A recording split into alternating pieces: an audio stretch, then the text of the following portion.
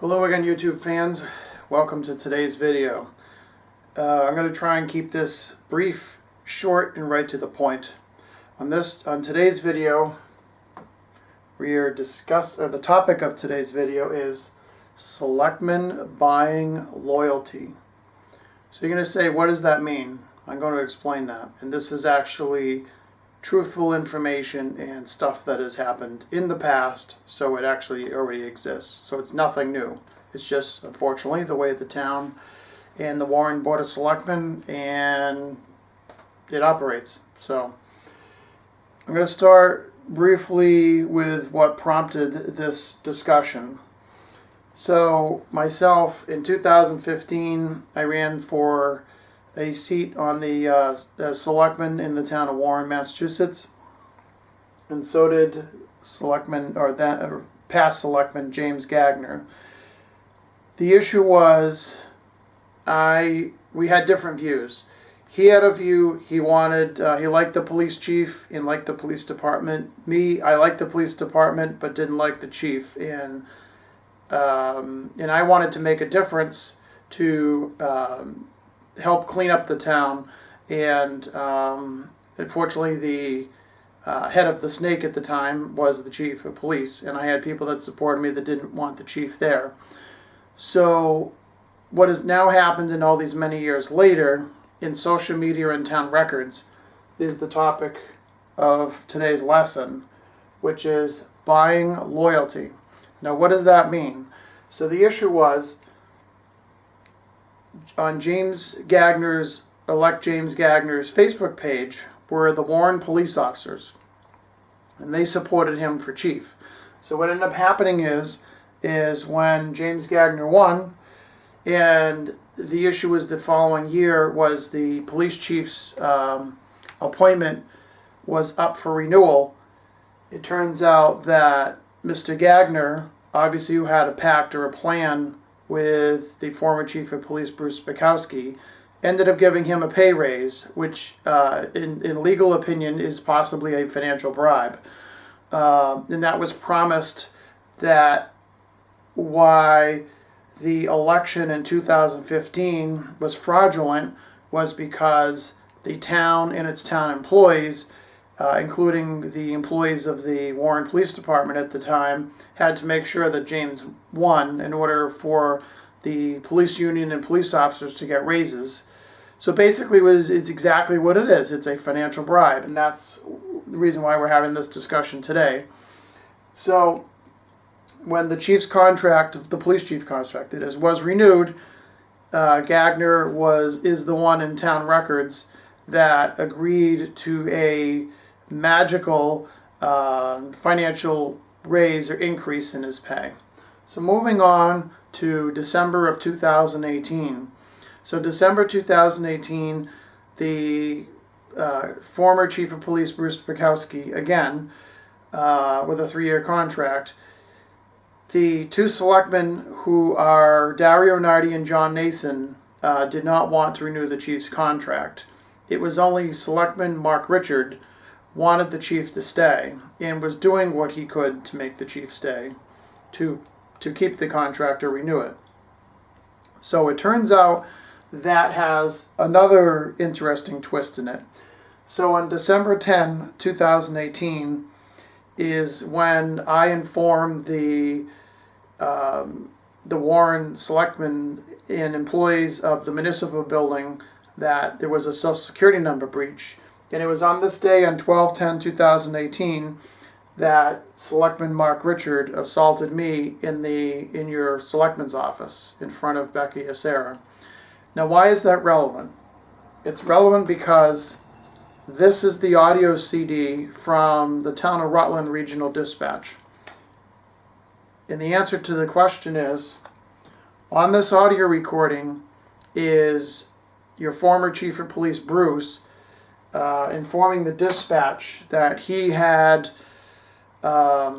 notified the court, including the state police, that there was an assault. But it turns out he did the opposite. Instead of saying the truth, he had bought loyalty from Marc Richard. So there was a loyalty pact between Marc Richard and Bruce Spiewakowski, the police chief.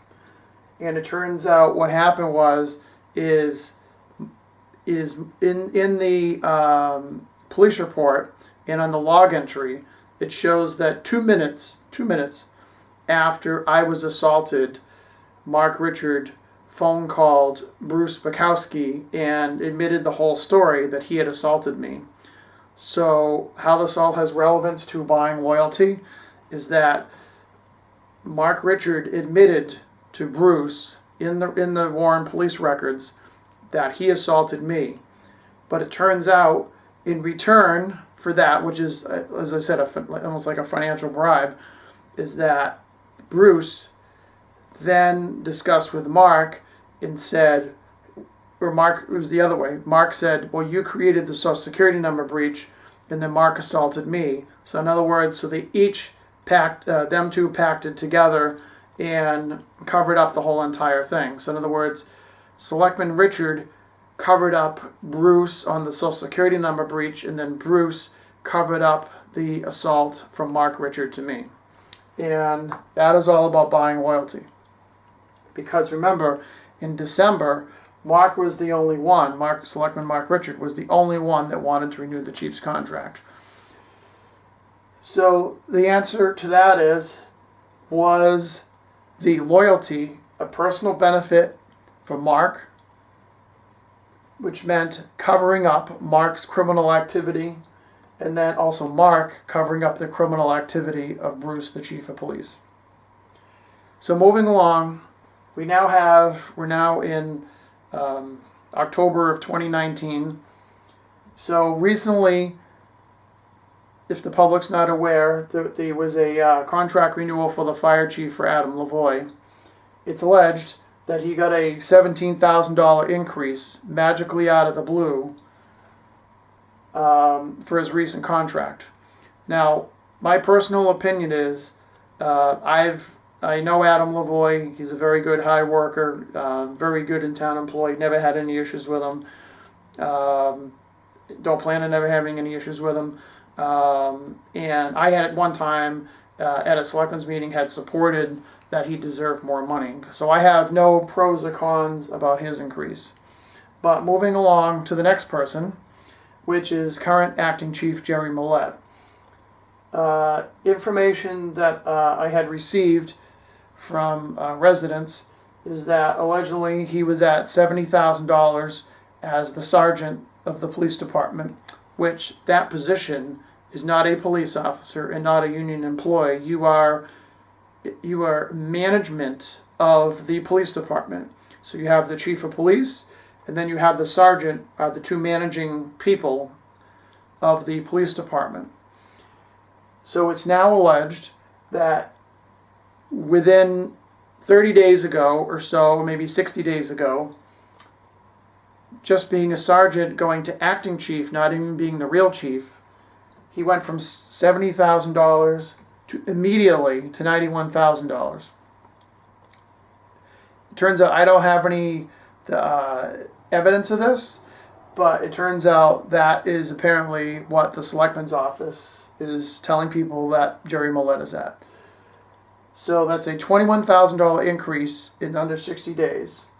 So the question is, people are questioning this in town, is you're still having a chief of police search committee to search to find to be the real chief, but it turns out you already jumped him from 70 to 91. So it turns out, why would you do that when the permanent chief was making around between 91 and 95, I believe. That would be Bruce at the time.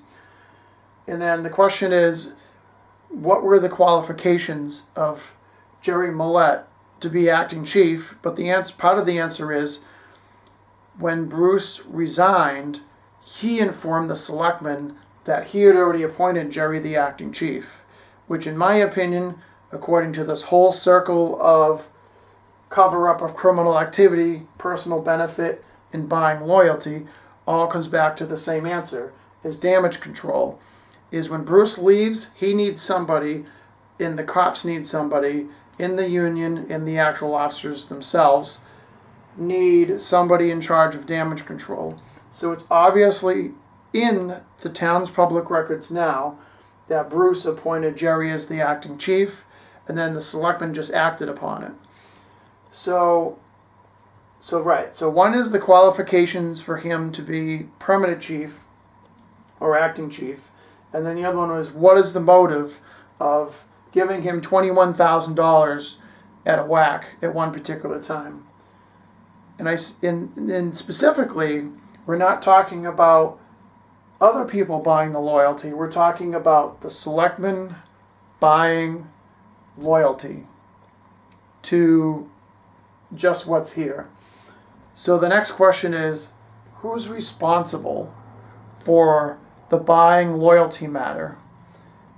Is it the chairman of the Board of Selectmen, or is it all three selectmen? And the next thing I have is emails of proof. What does that mean? I'm going to explain that. In simple terms, when this whole thing was going on, I sent emails to the selectman's office, to John Nason, to Dario Nardi, not to Mark, because Mark didn't have a town email address. He went through Becky or Sarah. I filed complaints, and there were also other citizens' complaints against Bruce, the chief of police at the time. I wanted to present evidence that I had that Mr. Nardi, Selectman Nardi, had, that he said, yes, I want you to bring that evidence forward so we can get rid of Bruce and not renew his contract. Turns out Mark did not want that happening.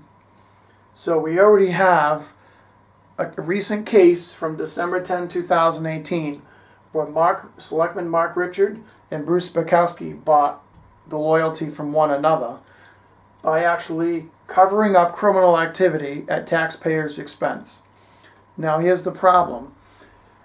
Everybody, including John Nason and Dario Nardi, are aware of this. And back to the emails as proof, is even after 2019 came, this year, I also sent complaints against Gerald Millette that he knowingly engaged in criminal activity as a town employee by falsifying police records in several cases, including my own, and that I agreed that the selectmen should listen to the evidence and not appoint Gerald Millette as the acting chief.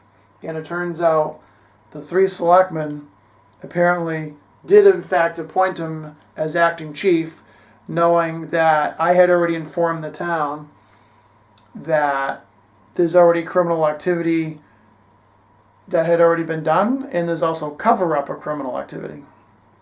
So that's why I said the emails are as proof. So this is where this statement comes in.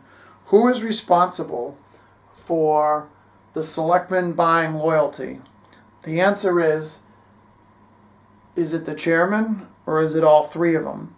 And it turns out the other two selectmen, Dario Nardi and John Nason, already acknowledged an email to me that Selectman Marc Richard and the chief should be criminally prosecuted for covering up the crimes of the assault, and they wanted Marc Richard off the board, and that's where it comes back to email as proof. So now here we are in October of 2019, and they're all, the four of them, are one big happy family between the three selectmen and Gerald Millette. So you can't say that you've been warned by emails and records to your office that you weren't warned, that you were advised not to have Acting Chief Millette as your acting chief. That you should sit back, listen to the evidence that was provided to you, and that was not done. So, again, now this is proof that the selectmen are buying loyalty from Gerald Millette. No doubt about it. So, I'm going to end today's video. Thanks for watching. And it's too late because the audio CD is here. And it turns out we also have, which I don't have right in front of me, but we also have the police report that implicates the cover-up of criminal activity between Marc Richard and the police chief, Bruce Spiewakowski. Now, I know that's in the past tense, but it turns out the other two selectmen were advised of the criminal activity and did absolutely nothing. So who should pay for that? Should the three selectmen be charged criminally, or should they be sued, or basically maybe the town's insurance company should check into that?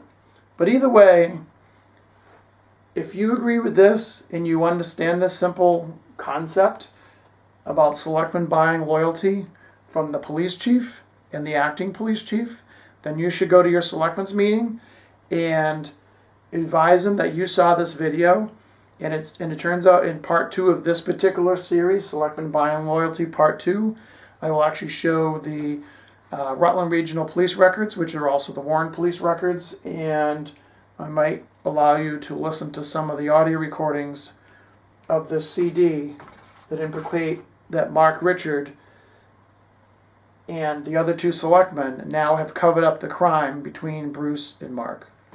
Thank you for watching, and remember to comment, like, and subscribe to this YouTube channel. Thank you.